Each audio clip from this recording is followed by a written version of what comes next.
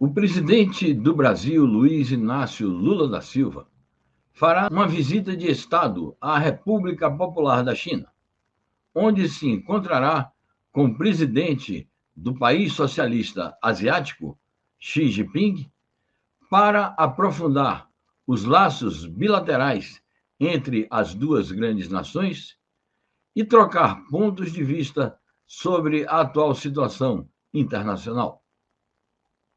Nesta reportagem, ouviremos especialistas sobre os diferentes aspectos envolvidos nas relações bilaterais entre Brasil e China e sobre as repercussões que a visita de Estado do presidente Luiz Inácio Lula da Silva fará, poderão ter sobre a conjuntura internacional.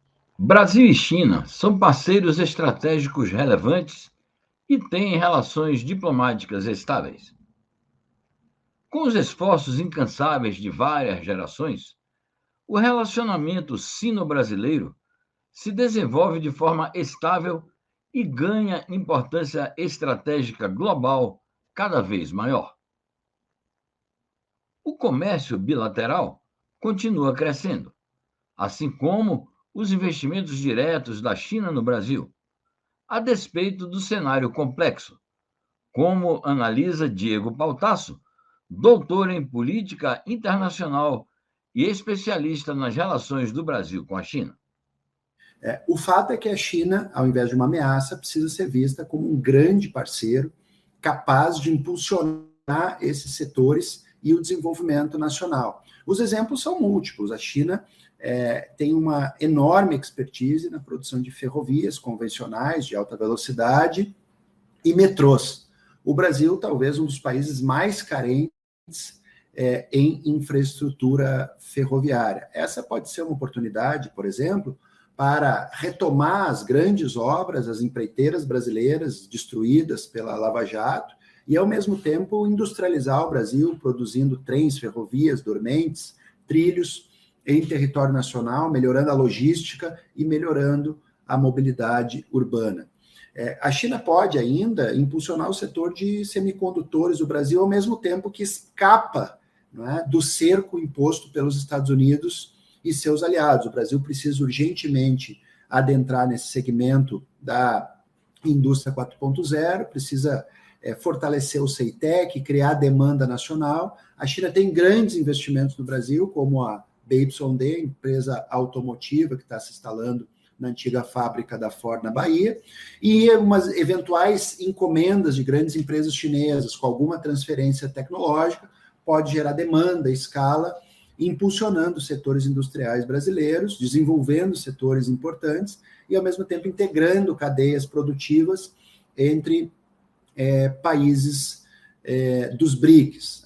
O próprio setor aeroespacial, o Brasil já tem um histórico de cooperação, a produção dos satélites CBERS, lá desde a segunda metade da década de 80, a base de Alcântara e o programa aeroespacial brasileiro teve sempre processos intermitentes, descontinuidades, e a China tem também grande expertise no setor aeroespacial. Poderia ser uma oportunidade de fortalecer, impulsionar a base de Alcântara e, ao mesmo tempo, gerar transferência tecnológica e desenvolvimento de capacidades nacionais. Recentemente, o Brasil também fez aí uma licitação para 5G, no qual a empresa chinesa Huawei foi uma das grandes vencedoras. Essa também poderia ser uma oportunidade para transferência tecnológica, produção de componentes no Brasil. Em suma, é preciso que as elites brasileiras consigam formatar um plano para a retomada do desenvolvimento, encontrando o lugar da China na inserção e no desenvolvimento brasileiro. Até porque, como foi visto em relação à visita aos Estados Unidos, o Brasil voltou sem grandes acordos, sem grandes planos de investimento e, portanto, de mãos vazias. Desenvolve-se também a cooperação em diversas áreas, destacadamente em ciência e tecnologia. Satélites, tecnologia 5G, comércio eletrônico, biotecnologia, nanotecnologia, inteligência artificial, entre outras. Na conjuntura internacional turbulenta, é importante ressaltar a parceria estratégica entre Brasil e China no âmbito do BRICS, como destaca o sociólogo e professor de Relações Internacionais, Legiane Miranda.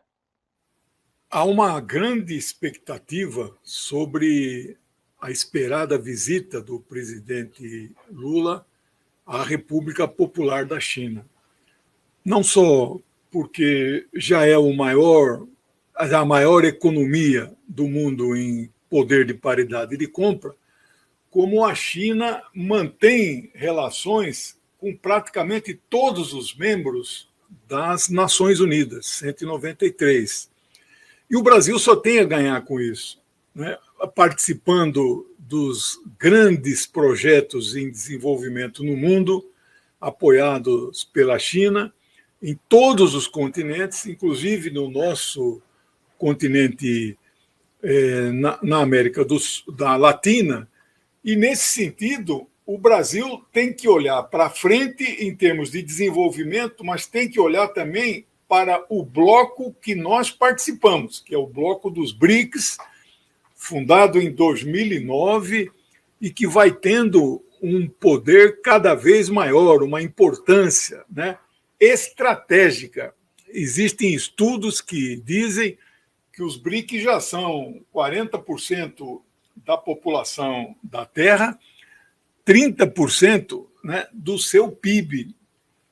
Tem estudos também que mostram que o PIB dos BRICS já se equivale ao PIB do G7, sem dizer que há uma série de países, mais de 20, já pedindo ingresso nesse bloco.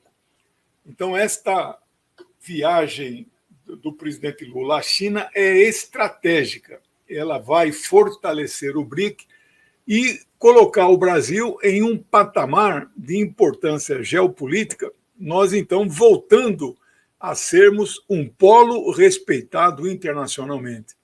Então, eu acho que o Brasil só tem a ganhar com essa viagem do presidente Lula à China.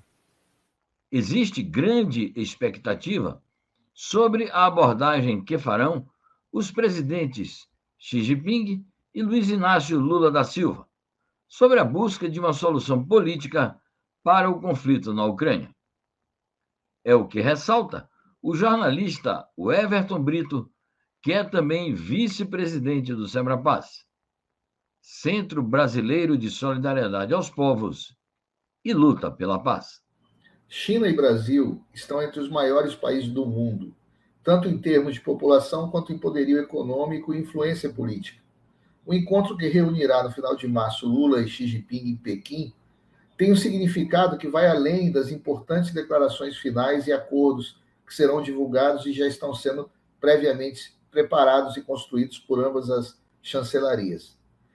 Tanto Lula quanto Xi Jinping defendem o multilateralismo, defendem que as relações internacionais sejam pautadas pelo efetivo respeito à soberania nacional e à autodeterminação dos povos, e que todas as nações, independentemente do tamanho e do poderio militar, sejam obrigadas a respeitar o direito internacional e a Carta de Princípios das Nações Unidas. Contra essa visão, existem inimigos poderosos que atuam para sabotá-la e perpetuar um mundo unipolar regido acima das leis internacionais por um xerife autonomeado e apenas fortalecendo convicções mútuas entre nações como Brasil e China, com esse poderio e com essa influência. Será possível construir esse futuro compartilhado para a humanidade, onde cada nação possa escolher livremente seu caminho de desenvolvimento e seu modelo de democracia. A minha esperança e a minha convicção é de que esse encontro entre Xi Jinping e Lula fortalecerá esse movimento.